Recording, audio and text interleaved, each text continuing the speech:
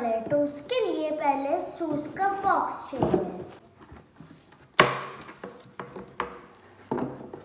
और इसको ऐसे इस पे मेरा वाइट पेपर लगा है और यहाँ पर इस पे वाइट पेपर लगा लेते हैं।